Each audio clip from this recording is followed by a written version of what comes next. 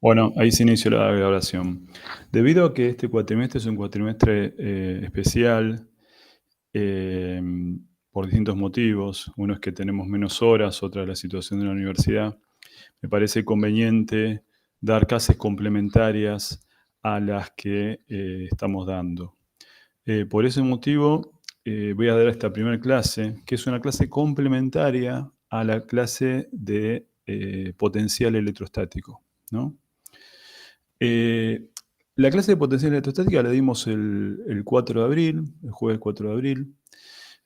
Haga con un resumen de lo que hicimos. Hicimos un repaso de trabajo de fuerza gravitatoria y energía potencial gravitatoria. Vimos que la fuerza gravitatoria es conservativa y por eso tenemos una energía potencial gravitatoria que deriva de ella, del trabajo de la fuerza.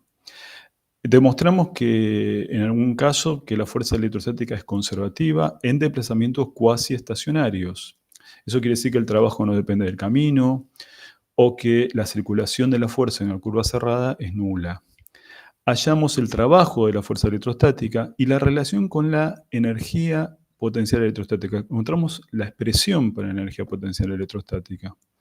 En esa clase también definimos la diferencia de potencial en función de la diferencia de energía potencial electrostática y hablamos de las unidades que tenemos, ¿no? para el potencial. También encontramos la relación entre el campo eléctrico y la diferencia de potencial, que es la integral de línea del campo, ¿no? La diferencia de potencial es la integral de línea del campo. Vimos dónde se define el potencial de referencia, el cero de referencia, el potencial nulo. Vimos que había dos casos diferentes. Si las cargas están localizadas, vamos a definir el cero de potencial en un lugar en el infinito.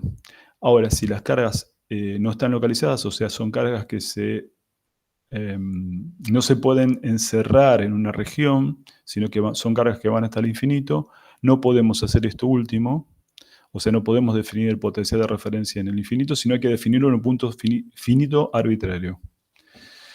Encontramos el potencial, la expresión del potencial de una carga puntual, hablamos de superficies equipotenciales y líneas de campo.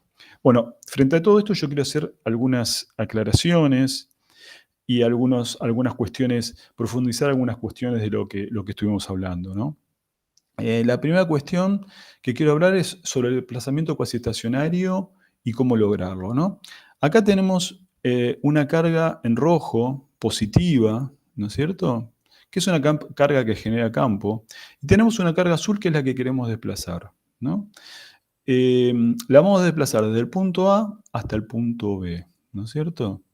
Dijimos que para que siga valiendo la expresión de Coulomb, el desplazamiento tiene que ser cuasi estacionario, o sea, se tiene que mover con velocidad prácticamente nula. Acá las dos cargas son positivas, entonces la fuerza electrostática es una fuerza repulsiva. Y nosotros queremos ir de A hasta B, acá tenemos el diferencial L, ¿no?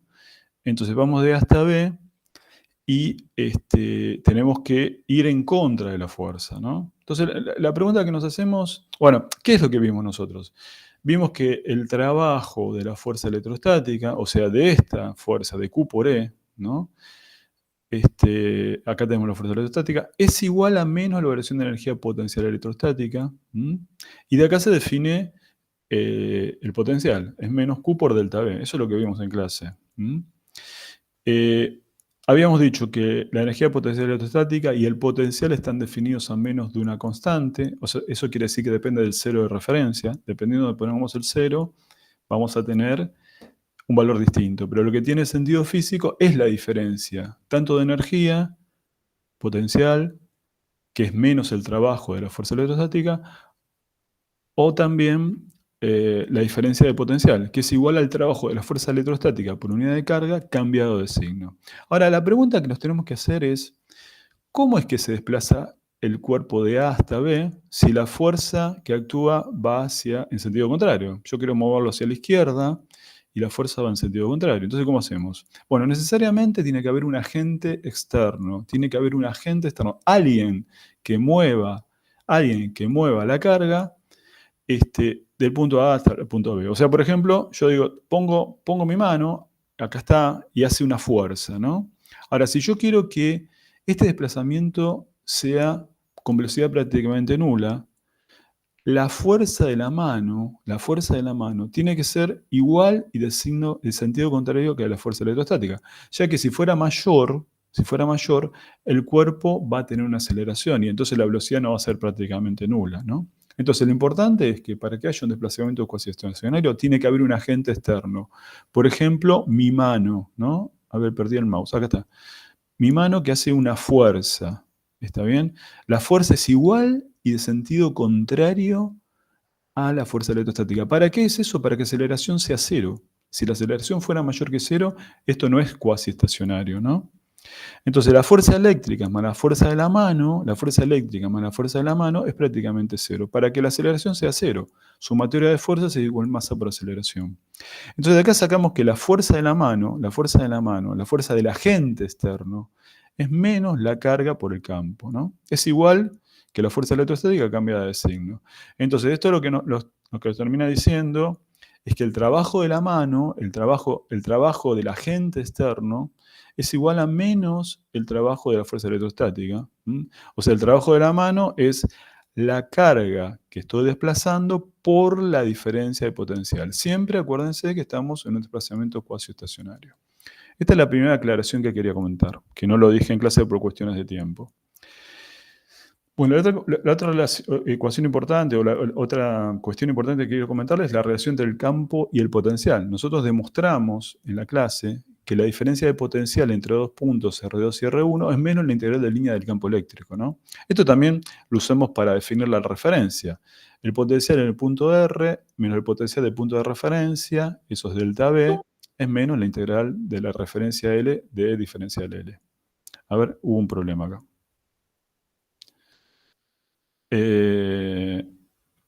Ahí está. No, me saltó una llamada y dije, bueno, acá hay un problema, pensé que se había cortado. Esto es lo que vimos en clase. Bueno, fíjense, si escribimos esta ecuación, esto es delta B, esto es una integral. Si lo escribimos como diferencial, en vez de poner delta B, ponemos un diferencial de B. No tenemos que hacer la integral, ¿no? Nos queda que dB, diferencial de B, es menos E producto escalar con diferencial L, ¿no? Vamos a desarrollar esto.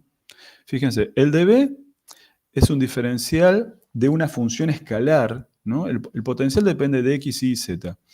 En análisis 2 seguramente han visto que para funciones de más de una variable, unas funciones escalares que más de una variable, si yo quiero hacer un diferencial, lo puedo escribir en función de derivadas parciales, de x, de b a de x por diferencial x, de b a de y por diferencial y, de b a de z por diferencial z, ¿no?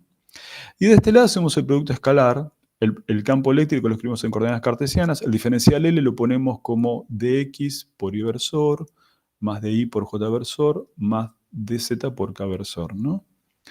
Y hacemos el producto escalar y nos queda x por diferencial x, y por diferencial y, z por diferencial z. Fíjense que los diferenciales estos, si miramos el miembro de la izquierda y el miembro de la derecha, los diferenciales estos son diferenciales arbitrarios. Entonces no queda otra que cada uno de los factores que acompañan a cada diferencial sean iguales, ¿no? O sea que tenemos que dB a de x es menos la componente x del campo y así con y con z. Bueno, esto no es otra cosa, ¿no? Porque podemos definir el gradiente, ¿no? El operador gradiente que ustedes lo vieron en análisis 2, ¿no? No queda otra que ver que el gradiente, hay un signo menos acá dando vuelta, ¿no? O sea, el campo eléctrico, el vector campo eléctrico, tiene que ver con menos la derivada, menos el gradiente de la función escalar. Esto es un vector, esto es un operador vectorial sobre una función escalar que es el potencial, ¿no? Y bueno, tenemos varias propiedades del gradiente que conocemos. En particular quiero mencionar solo una, después vamos a mencionar otras. Si tenemos una única coordenada de interés, el valor numérico del campo, ¿no? Por ejemplo, la coordenada X o la coordenada R, ¿no? El valor numérico del campo es menos la derivada del potencial respecto a esa coordenada. Esa es una cosa que quedó pendiente y no la pudimos hablar en la clase. Bueno, otra propiedad importante es que el campo electrostático es irrotacional. ¿Qué quiere decir eso? Como la fuerza electrostática es conservativa, eso significa que la circulación de línea de la fuerza en una curva cerrada es nula, ¿no? La integral de línea, y eso, bueno, la fuerza electrostática es la carga de prueba por el campo eléctrico. Sacamos la carga de prueba fuera de la integral y eso significa que la circulación del campo electrostático es cero. La circulación del campo electrostático es cero, ¿no? Fíjense que si usamos el teorema de Stokes, no sé si se acuerdan del teorema de Stokes, tengo una circulación, ¿no? Lo puedo relacionar con el rotor, ¿sí? A ver si puedo escribir acá, no me acuerdo si se puede escribir acá. A ver. Sí, puedo escribir. A ver, voy a escribir. Fíjense que acá la idea es, tengo una curva cerrada, que podemos llamarla C. Esto es la curva cerrada.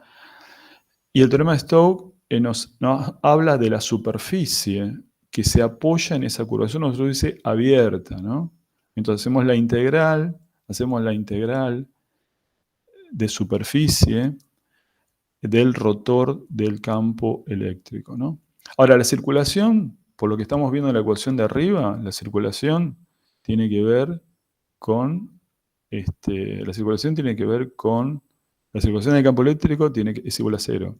Como eso vale para cualquier C, ¿no? Para cualquier curva y para cualquier superficie, no queda otra que el integrando sea cero, ¿no?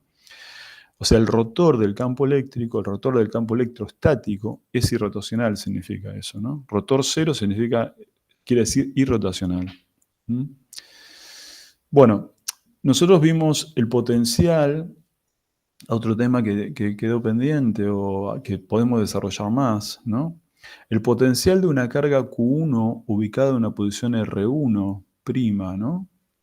Habíamos visto en clase, acá me falta un igual, se me chispoteó un igual, vamos a ponerlo. Acá falta un igual. El potencial es igual a la carga Q1, dividido la 4πε0, que es la constante K, ¿no? La K es 1 sobre 4πε0, por 1 dividido el módulo de R menos R1'. Eso es el potencial de una carga puntual. Eso lo mostramos en la clase, ¿no? Mostramos en la clase. Lo que creo que no llegué a dar bien es el potencial de más de una carga puntual, ¿no? Si yo tengo varias cargas puntuales, tengo una carga Q1 ubicada en la posición R1', una carga Q2 ubicada en R2', una carga Q3 ubicada en R3', ¿no? El potencial de estas cargas, de estas tres cargas, o de n cargas, ¿no? Es la suma del potencial, ¿no? Acá vamos a usar la suma sobre K. Fíjense, Q sub K quiere decir, por ejemplo, si vamos de 1, significa Q1, y acá vamos a poner R'1. El potencial es la suma, uso el principio de superposición, el potencial es la suma del potencial de cada carga. Recuerden que el potencial es un número, ¿no? Es un escalar, ¿no? Entonces acá estoy sumando números. Bueno, esto también se puede generalizar a cargas, distribuciones de carga, ¿no? Si yo tengo una distribución de carga, ¿no? Podemos escribir la expresión para calcular el potencial. Recordemos que acá, cuando escribimos esta expresión, ¿no? Fíjense que acá yo estoy tomando la referencia, ¿no? La referencia que estoy tomando, como una carga puntual es una carga acotada, yo estoy tomando que la referencia para calcular el potencial, ¿no? El potencial está definido a menos de una constante, pero acá estoy dando el valor del potencial. Eso quiere decir que tomé la referencia.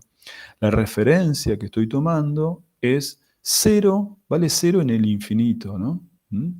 Entonces, cuando yo hago esto, yo voy a generalizar esto para una distribución de cargas, pero es importante que la distribución de carga esté acotada en el espacio. Porque acuérdense que si la distribución de carga es infinita, yo no puedo tomar el 0 en el infinito. Entonces, esto que voy a hacer ahora vale solamente para distribuciones acotadas de carga. Por ejemplo, un anillo, un una esfera cargada con volumen o una esfera cargada en superficie, ¿no? Esas son distribuciones acotadas de carga. No es válido para una distribución como un hilo infinito, por ejemplo, ¿no? Entonces, ¿cómo hacemos? Yo tengo esta expresión. Esto vale para cualquier carga, ¿no? Entonces vamos a hacer algo similar a lo que hicimos con la ley de Coulomb, cuando hablamos de la ley de Coulomb de cargas puntuales y después pasamos a cargas distribuidas, ¿no? ¿Qué hacíamos? Bueno, lo que hicimos fue, en vez de, como yo tengo una distribución de carga, tengo diferenciales de carga, ¿no? Diferenciales de carga. Entonces lo que vamos a hacer es, en vez de hacer una sumatoria, vamos a hacer una integral, ¿no? Una integral de qué? De diferenciales de carga prima, ¿no? O sea, estos diferenciales de carga prima están ubicados en posiciones R', ¿no? Es igual que es muy parecido a la ley de Coulomb, ¿no? Estos diferenciales de carga prima pueden ser cargas lineales, superficiales o volumétricas, ¿no? O sea, el diferencial de carga prima puede ser lambda por de L', o sigma por diferencial de superficie prima, o ρ por diferencial de volumen prima, ¿no? Entonces, si yo tengo una distribución, por ejemplo, un anillo, ¿no? Voy a poner acá, a ver si me deja poner, sí. Yo tengo un anillo, si yo tengo un anillo cargado con lambda, yo voy a poder, bueno, el potencial, ¿cómo lo puedo sacar? Integrando el campo, eso ya lo sabemos. Ya sabemos que el potencial lo puedo obtener integrando el campo. Pero acá vemos que el potencial, por ejemplo, sobre el eje, ¿no? Sobre el eje, o sea, yo voy a poner un R que sea Z por K versor. El potencial en el eje lo voy a poder obtener, además de integrar el campo, lo voy a poder poner como una integral, voy a poner a la constante K, ¿sí? Que es 1 sobre 4 pi epsilon 0, y voy a poner acá lambda por dL', ¿sí? Lambda por dL', dividido el módulo de R menos R', ¿no? Fíjense que en esta integral, R es un punto fijo, es el punto donde yo calculo el potencial. Es como si fuera el punto campo en la ley de Coulomb.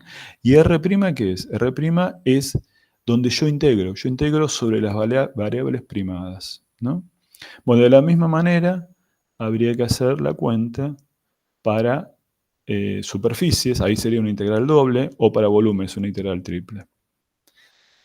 Bueno, hablamos de superficies equipotenciales, son curvas de nivel constante, ¿no? Que están asociadas, como dijimos, a un campo eléctrico vectorial y rotacional, ¿no?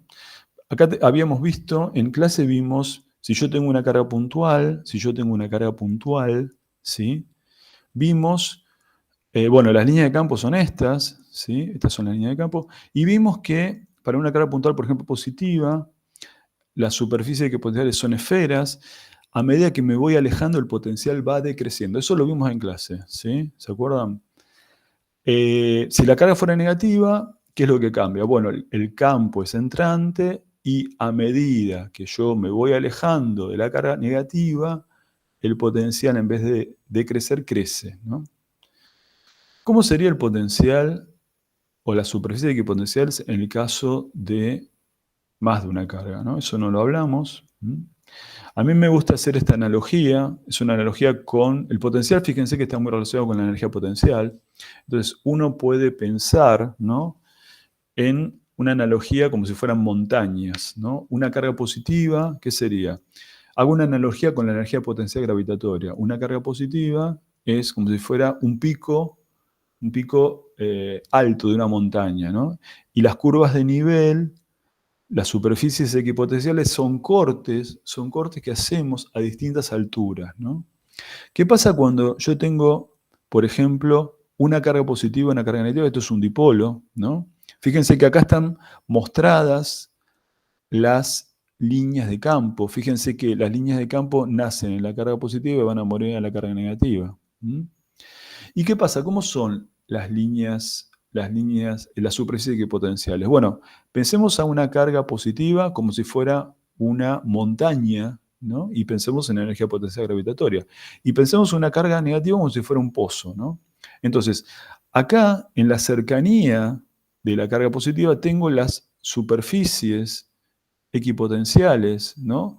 A medida que me voy alejando, el potencial va decreciendo hasta llegar a un lugar donde el potencial es cero. Fíjense, acá está mostrado, ¿no? Esta línea es la de 70, después viene 50, después viene 30. Esto es potencial cero, y acá empieza a meterse como en un pozo, ¿no? Una carga negativa es como si fuera un pozo, ¿no? Entonces tenemos la línea, las superficies de menos, de menos 30, de menos 50, de menos 70. A medida que nos vamos acercando a la carga negativa, el potencial se hace cada vez más negativo, ¿no? ¿Cómo serían las... Hay una cosa importante que ahora después lo vamos a remarcar en las propiedades, pero fíjense que las líneas de campo, esto yo lo comenté, las líneas de campo son perpendiculares a superficies equipotenciales. Acá eso también se cumple, ¿no? Las líneas de campo siempre son perpendiculares a las superficies equipotenciales. Acá tenemos la situación de dos cargas positivas. Si yo tengo dos cargas positivas, como yo tengo dos montañas muy cercanas, ¿sí?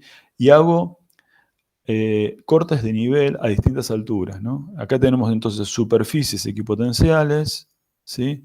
Y las líneas de campo que son perpendiculares. Bueno, características y propiedades del potencial, ¿no? El potencial se mide en vol, un vol es un joule sobre segundo, eso lo vimos. El potencial es una función continua, ¿sí? Las superficies equipotenciales son ortogonales, son perpendiculares a la línea de campo. Tenemos esta propiedad importante, que el campo eléctrico es menos gradiente del potencial, ¿sí? Y entonces podemos usar las propiedades del gradiente que sabemos de análisis 2, ¿no? Fíjense que la dirección del campo, una de las propiedades, la dirección del campo muestra la dirección de mayor cambio de B, ¿no? Esa es una de las propiedades del gradiente.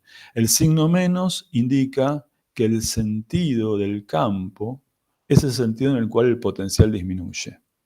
Bueno, y esto es todo lo que quería comentarles en esta primer clase complementaria. Así que voy a ver si puedo cortar la grabación, detener la grabación, ahí está.